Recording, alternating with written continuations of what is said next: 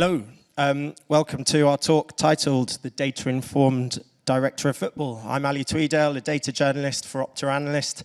I'm delighted to be here alongside these guests for you today. I know they're going to make this really fascinating. Data plays a pivotal role in long-term strategic club planning. In this session, we're going to discuss how clubs these days are establishing and maintaining a data-informed culture to enhance decision-making. So let me introduce our guests. First of all, there has been a slight change to our lineup and quite possibly to, oh no, that's been updated, fantastic. But to what you see in your programs, unfortunately, George Sirianos wasn't able to make it due to illness, but we're extremely lucky and very, very, very grateful to have Mladen Sormaz step in for us here. So Mladen, thanks for doing that again. Mladen was last month appointed Barnsley's first ever sporting director. He joined the club from 777, where he was responsible for identifying players for a portfolio of clubs, including Genoa, Red Star Paris, Vasco da Gama, and Standard Liège.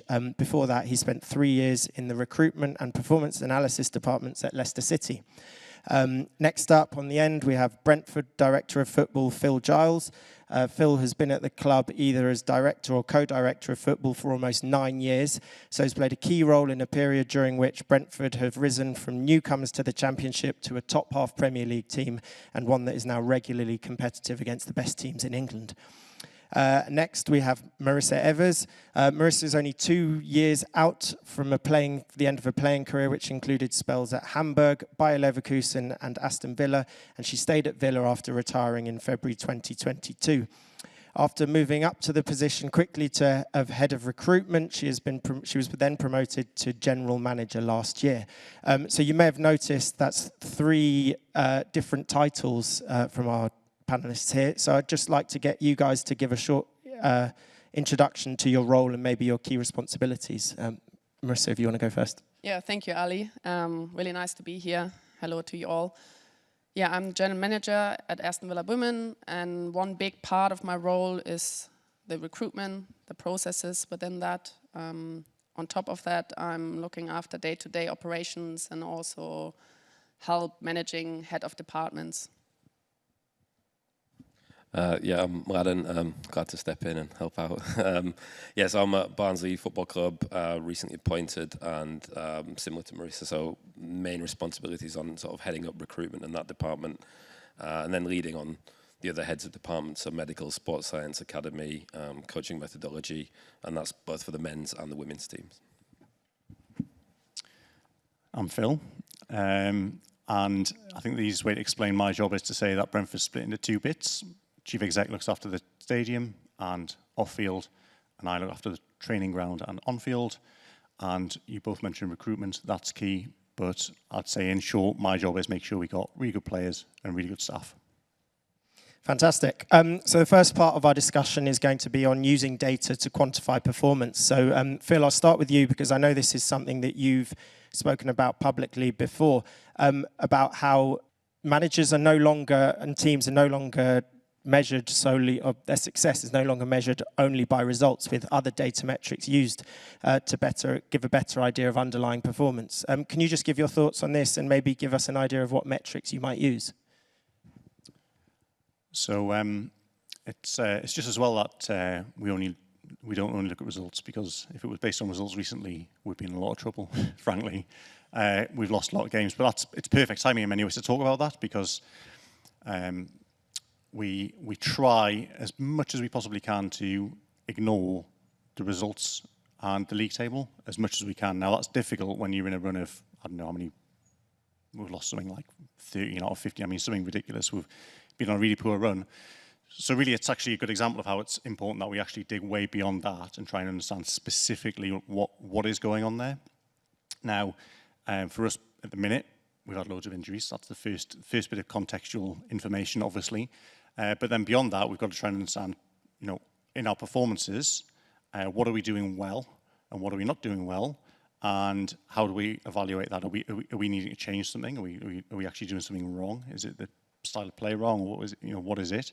Or are we just being unlucky? Or is it something in between? And usually it's something in between. In terms of what metrics you can use, well, the easiest, most obvious one is looking at XG. I mean, that's just been around for donkey's years, and you can look at XG relative to actually how you've, observed. Have we been a bit unlucky, not finished our chances, whatever it might be. But I think beyond that, you've got to start drilling down to actually, when you evaluate a team or our team, you've got to sort of think about what is it we're actually trying to do? Where are we trying to be good? What are we trying to be good at? Are we looking to, as we do against some of the better teams, low block, counter-attack, are we doing that effectively? Have we got the pace to get out? Are we missing players to get out at the minute in those situations? Set pieces, something we try to be really good at. Are we being effective in those specific areas or not? And trying to evaluate, especially when we're on a bad run, like, why is it that specifically we're on that bad run, and what do you do to actually ultimately try and get out of it, right? That's why you want to use those metrics, is to work out, not just say we've been unlucky or lucky, or we're not a good team, we are a good team, but specifically what are we going to do to turn that run around? So on a related note then, how important is it to give players, managers time if maybe the underlying numbers aren't quite what you'd want them to be, as well as results? Because obviously changing manager isn't something you've done at Brentford during your time there much at all. The last time I got rid of a manager was 9 games in to the start of the 2015-16 season, so it's a long time ago. No, listen, when Thomas came in first in, I think it was November 2018, possibly, he lost 8 of his first 10. And you could see from the metrics we were just being unlucky. So you've got to give him time. Right now, I think partly the injuries, but partly looking at other metrics, I think we've been unlucky again. So the first thing, the best thing I can say is, absolutely no threat whatsoever to management or hopefully me. That's not my judgment though, or whatever. We can instill confidence based on those numbers. We can go through and say, right, look at this. These numbers suggest we've been unlucky. No problem. Head down, crack on. It'll turn for us. That'll change. So for me, the metrics is about understanding. Have we been lucky? Have we been unlucky? Are we good? Are we not good? But also instilling confidence in the staff to keep doing what you're doing, or to change things as necessary. Marisa, when you're looking to set performance targets for your teams and players, do you start with data KPIs, or is the approach more nuanced than that? Yeah, I do believe data can be the start, but as we all know, football is a bit more complex and a bit more complicated, as it was said earlier, a bit more random. But yeah, data is a big part of that. So, for example, last season we finished 5th, and then we were looking at for this season, what's next? So we looked at the top 4. What does it mean to reach the top 4? So we identified a performance gap, used different metrics for that: XG for, XG against, goals, points per game. And that helps us obviously tracking our performances every week and benchmark our performances against other teams in the league. But then we're also doing, after 6 games, we're doing a bigger review, or maybe halfway through the season, after 12 games probably, and try to identify trends. One of those trends was, for instance, that we aren't really scoring goals, and we're creating chances, but not high quality chances. So we were looking at the quality chances versus quantity of chances, and try to really pin down how to increase the probability of scoring. So we would be sitting down with the management team to discuss, so what's next, what will be done to maybe turn the bad performances in front of goal in better performances. And then we would sit down with players as well, try to go through that and implement that on a training pitch. And we mapped it out. If you score within the goal zone, let's say, you have a really high opportunity to score. And how do you get there? The players obviously want to see, how do I get there? So data shows you that, but probably videos can back that up, and the training on pitch. That's why it is a bit more complex, perhaps. But then we actually turned it around and were highest in the league for goals scored, or let's say not goals scored, but high quality chances created. So that was a positive example where we used data. But yeah, football is a bit complex because it's great to see how to reach the top 4, but as we all know, similar in men's football, there's much more to it, player capabilities, but also resources, money. So yeah, there's more to it. And Mladen, obviously football's constantly evolving. How easy is it, and how do you use data to follow kind of wider trends in the game and keep up with what's going on? Yeah, I mean, so recruitment keeps coming up. Maybe that's the biggest priority for keeping up with the trends in different leagues, especially, and how they've changed. But I mean, the funny thing is, one of the least fancy but most effective analysis I did at Leicester was sitting down with a coach, and he just asked, do some of my sessions actually reflect the demands of a game? I think he was specifically looking at centre-backs. So when he was a young coach, it was about 2008, 2009, and he was for like coaching for a really possession-heavy team that had come up from the Championship. And in his head, most of the drills and sessions had stayed similar because that's what a possession-based team looked like. So we actually ranked how many passes centre-backs made, I think, in the 2018-19 season versus 10 years prior. And so we looked at like the top 3 from 2008, 2009. And if they were still playing and the game demands had been the same, they'd have actually ranked outside the top 30 centre-backs in 2018, 2019. And it was a bit of an eye-opener for him because there were teams in his head who weren't possession-based and their centre-backs were more on the ball. So that actually helped inform session design and how we incentivize some of the play in the sessions. So it helps with, I guess, keeping people up to date, number one, with actually what are the demands of modern football or as it evolves. And then, specifically in recruitment, having been part of a multi-club, we were looking across different markets, and we know that sometimes style of a player coming into a league can be quite important for the success rate.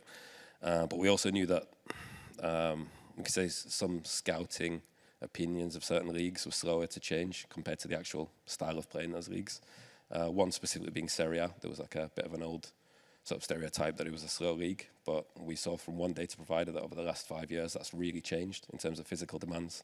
And so it was a market you could shop in for players that would be relevant to, say, the Premier League or a more physically demanding league. So, those are like 2 kind of concrete examples, but in general, for monitoring especially, it's really important. For assessment, you're still going to always have both elements in terms of the scouting opinion as well. But I think for monitoring, it is quite a quick win and an efficient way to do it. Moving now on to squad building and succession planning. Marisa, data obviously can help minimize risk, which is obviously a big thing in the recruitment process. How exactly does it do that, and how important is it to you? Yeah, I agree with what you're saying. I definitely think it minimizes the risk and adds value. If you profile a player in a lot of detail, hopefully what you are bringing into the building. Thanks to our men's side, we have really good processes already within the club, which we are able to use as well, or we're following those processes. But also the platforms they're building. So we're obviously using Opta raw data, and they, thanks to our data engineers, they build beautiful platforms. So it's really great to be able to use that, because data in women's football is relatively new. We might have 2 years of data now, so it's not a massive sample size, as you can imagine. But yeah, if you know what player you're looking for in terms of my role, if you profile them in terms of positions and their KPIs, and you know what we need for our playing style, then you minimize the risk, definitely. But for my position as well, a bit more long term, we're looking at investment. Are we investing into the right areas? So Tableau or something helps me as well to create charts in terms of investment, salary versus minutes and age, experience. What does our squad look like? What's the squad model? What's the depth? But yeah, there's a lot you can do with data to minimize the risk. And Mladen, how much is the scouting operation supported by data, and how much is it led by data? Which comes first for you? So in terms of initial flagging and filtering, so especially at Barnsley, because we don't have as many resources as big clubs, the flagging is very led by data, or if an agent brings you a player, the first filter is data. And then beyond that, because we've got a smaller team who've got to be quite agile, we are quite led by that. Then there's always the next bit of assessment that is a bit more traditional. But for us, it's because of our resources, we have to be a bit more clear on that. I think at a higher level, you can still there's a lot of clubs who do either. They have a big data department and a big scouting department, and they maybe work in parallel more than one above the other. But as you go down the ladder and the pyramid in English football, I think data is becoming more important as a first step, especially, and that's partly resource-led. And then for the assessment level, I mean, that's still tough. I think that's still how much do you weigh on your data assessment versus what you've seen. For me, obviously, I come from a data background, so I push that a bit more. But yeah, that's still a wrestle. And even clubs who are data-led on a case-by-case basis, especially with the context around some players, that's still where there's a bit of, I think, a struggle move by move. And Phil, how much would good data override other elements if you were to assess the player's kind of personality or character? Not at all. I think override's probably the wrong word. So we've got to have a mixture of all different elements in there, and you've got to not miss any parts of that puzzle. So some may be more data-led, some technical aspects maybe lean more towards that. Some personality stuff, not at all. You'll want to do a full review of the player's whole situation. And I think the other thing that gets missed a little bit, or not missed, but sort of not maybe discussed as much as it perhaps it should be, is we kind of tend to talk in quite idealized terms around, in an ideal world, we'd look at the data and we'd look at the personality and all this stuff, we'll make a good decision, and we'll sign the player. But actually, often it just comes down to who wants to join us at any given point in time, and can we afford them? That's like 90% of the battle. So then what you end up having to do is sort of make judgment calls in non-perfect situations. So it's not quite perfect here, and character's one of those things you mentioned, which is just on a huge spectrum of, one person's nightmare is another person's, genius, so to speak. So you've just got to kind of assess that best you can and make, hopefully, decent enough decisions. And Marisa, can you just tell us how you how do you factor in differences in quality between leagues? Can you use data to kind of spot which players would and wouldn't be able to make the step up in quality?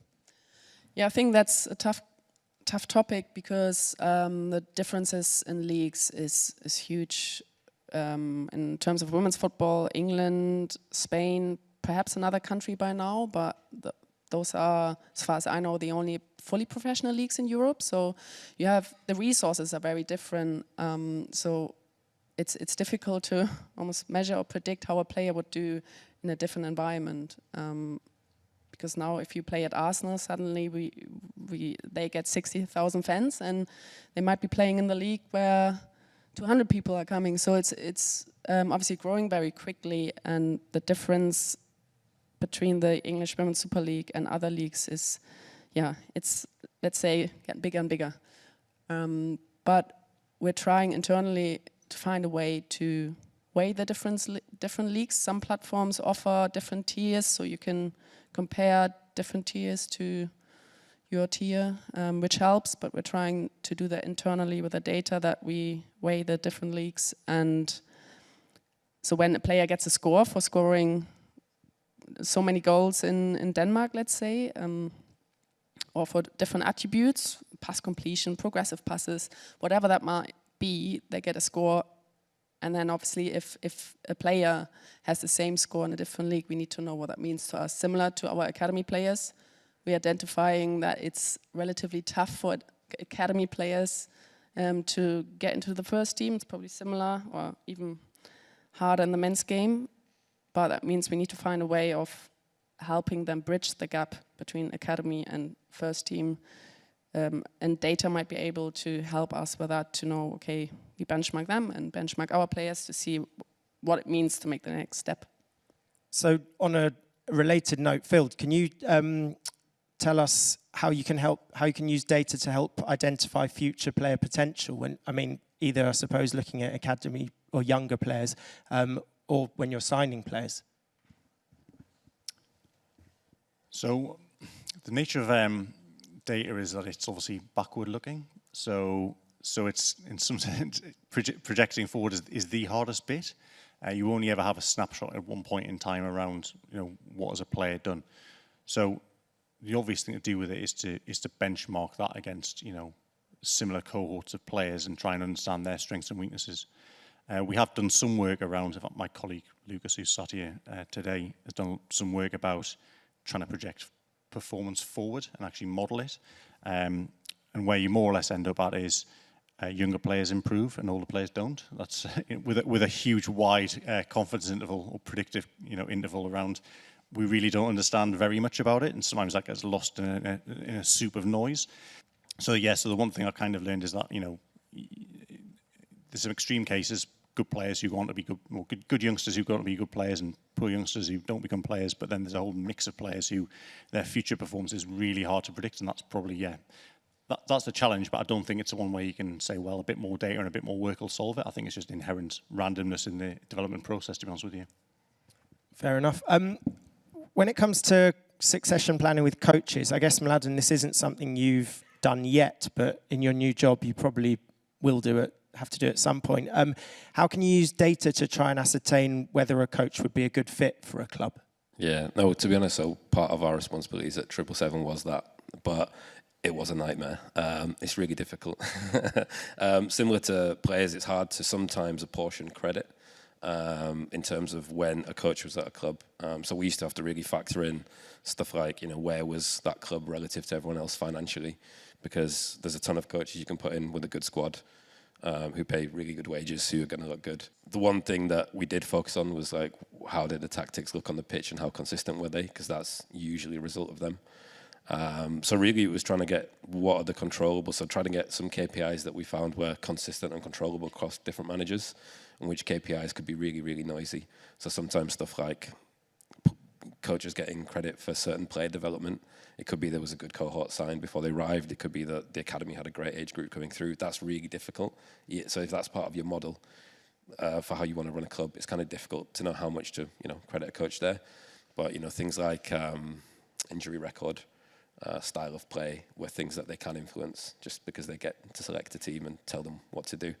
So filtering down to the right list there, and then the rest of it was just background checks, and interviews actually lay in quite heavily at that point, just because you want them to talk you through their process as well. So I know that like a lot of process is measured through data, but sometimes you just want to see that the way they think and the way they would talk through a problem that maybe they've not been presented with, or a question they've not been given ahead of time. You just got to judge and think, is that someone we want to work with? So that went in quite heavily as well. I've got a couple of questions here from the audience. Firstly, this is for Mladen and Phil. What are the biggest lessons you've learned from moving from a non-playing background into leading a football club?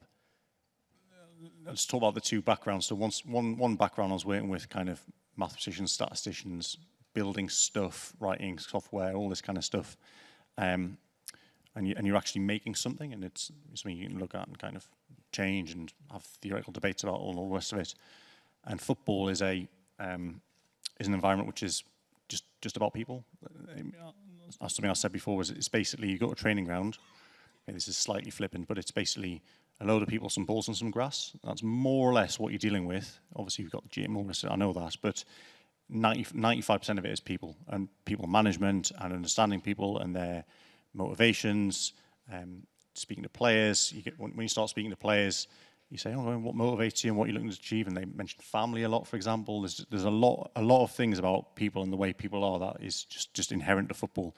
And ultimately, I'm trying to help Brentford win games, but the only way to do that is to get information and actions into 11 people on the grass at any one point in time. So for me, the difference between football and other stuff I've looked at is it's the people element of it, and understanding people and what motivates them and drives them and inspires them, and also understanding that football environment is a learning environment. So 90 minutes is about performing, and the rest of it is about learning, which again is different to nearly every other walk of life you look at, where CPD and stuff is a kind of an afterthought in a lot of other places and other industries.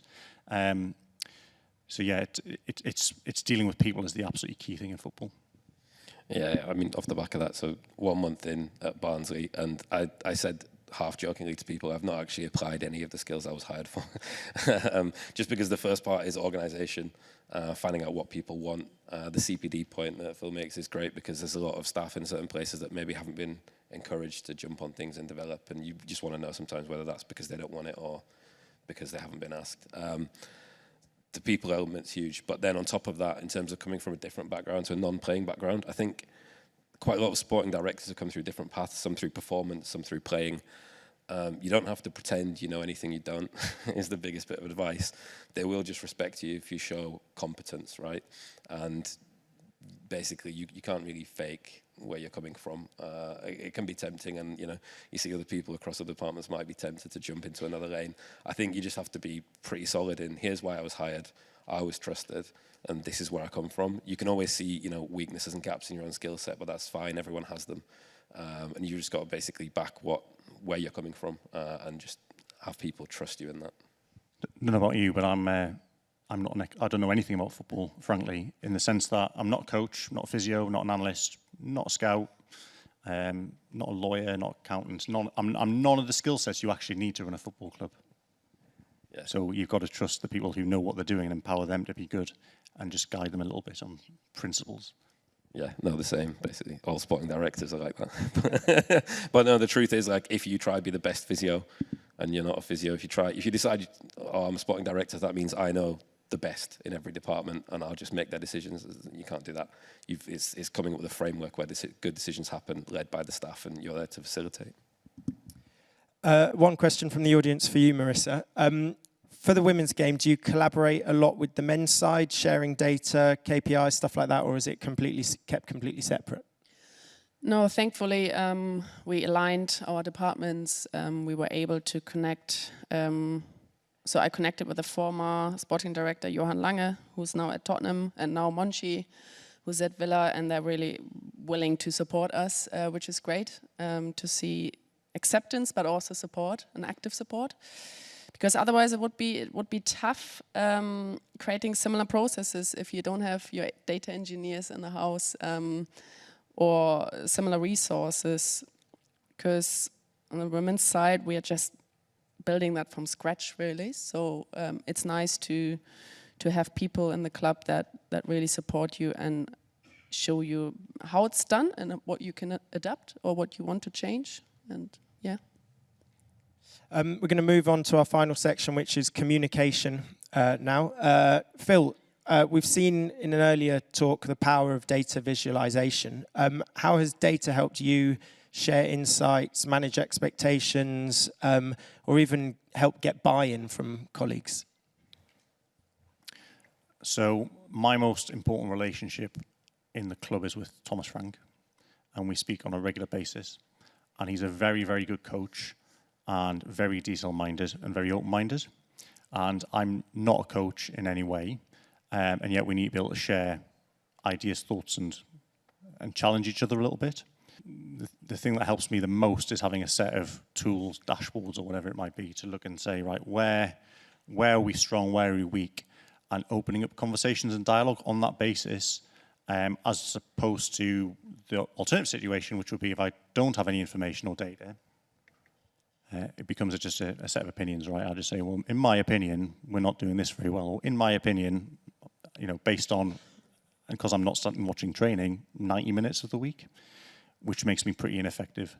So by having the information to hand, at least you can challenge or cajole or open a conversation around certain aspects of what we're doing, and it requires a more kind of which I'll always get from Thomas, a thoughtful answer, or perhaps even a change of opinion, or a way forward on the basis of that. And Marisa, how do you use data sort of when communicating with coaches or department heads? Yeah, I think if you want to have objective meetings, objectivity is probably the big word for that. It's important to, I mean, people can't really argue about objective data. And if you keep that consistent, and if coaches or players get used to that language, I think then that's a way of communicating without emotions, keeping the stability. I think that was said earlier on the panel as well. I think it also helps keeping managers on track. Let's say we're losing a few games and they might be a bit down because of something of that. And you can look at data and objective data that helps them, staying on track, really. Sometimes, obviously, they want to hear it when it tells a good story and not a bad story, similar to players. They don't want to know if the data is bad. But I think objective data helps to keep the emotions out of it and keep the stability. So do you think that means, are you saying some players are maybe less receptive to data? Obviously, they're going to be less receptive to data telling them they're doing something wrong, like you say. But I mean, in general, that must be one of a challenge that you have to manage as well. I think it's so. You have some players, they study the game themselves. They want to know more and more. All our players get IDPs, so individual development plans, where they see the data, so they're getting used to it. And the players that might be resistant are often the ones that might not understand it really. But then it's about, I think Rudy said it earlier, about making it easy to understand. Less is more, and that's how we use it with them as well. But we also have an example now where they use it for contract negotiations, similar to, I think it was De Bruyne in men's football. So you can see a shift that the players use data more and more. At what point do you involve the head coach in your recruitment process? And how important are they? At the start and at the end. So sit down and say, what do we need? Well, actually, the first thing we do is we review the window. And then we'll say, what are we looking forward towards? We'll look at, I'll obviously bring forward our own players, contract situations, possible renewals, how are we going to improve the team. That creates a list of things we think we might need. Scouts will obviously then go to work. And then at the end, the idea is, in theory, we should present to Thomas and the first team coaches a set of players who we think solve the problems. And when they look at a player, which they have to do, really what I'm asking them is not to say, is it a good player or not? They should all be good players, but more picture specifically how you think this player integrates in the team, what skill sets they bring, and how you might adapt some of those things to improve us. And I think the key thing they're looking for is players, at the level obviously that we're at now, is players who have some 2 or 3 elite attributes. We're not going to get elite attributes in everything because they wouldn't be playing for us otherwise, but elite attributes, and what is that similar to what we've got and how is it different? And also the balance across the squad of different attributes. So, are we quick enough in key positions? Do we have enough height? Do we have set piece delivery? All the different attributes you're looking for. So yeah, start and end. We'll never buy a player who Thomas goes, nah, don't want that player. So in some sense, he has a kind of a veto in some sense on that. But we will obviously sell players based on our own circumstance, with less input, shall we say, but always looking to preempt that and plan ahead, as we've already done a little bit with our striker, who we just bought recently. Yeah, it's worth saying top-down recruitment, even if you wanted to force it, is difficult because the player always wants to speak to the manager. How do you want to use me? Why do you want me? So, yeah, completely agree there. The only other thing maybe to add to that is sometimes in the middle of the process, just managing the expectation of your coach or manager. So we're another club that has certain financial constraints and have to operate a certain way in the market. So we can agree that this template player you like is great, but there's just no way we can have him. And it's really important to be upfront about that and then go to, okay, here are the ones we can afford. Here are the ones that do seem to tick all the boxes we spoke about. So that's, I think sometimes that's when you hear about data-led recruitment approaches, it doesn't mean that there's no manager involvement because, at the end of the day, that's the person managing them on the field day to day. Yeah, sometimes from a club's perspective, you're looking at the long-term strategy, long-term philosophy, let's say, but the manager always needs to be kind of happy with the squad, with the current squad, and they often have ideas which might clash with long-term strategies, especially if you want to develop young talents. But then it's about finding a way, because if it wouldn't be the manager's squad, then they could always have something against it or against you. So you need to find the right balance. Right. Well, that brings an end to this discussion. Thanks so much, guys, for joining us today. That was great. And I think I've got good news now in that I think that means it's lunchtime. So I'll hand you back over to Mike. Thanks very much.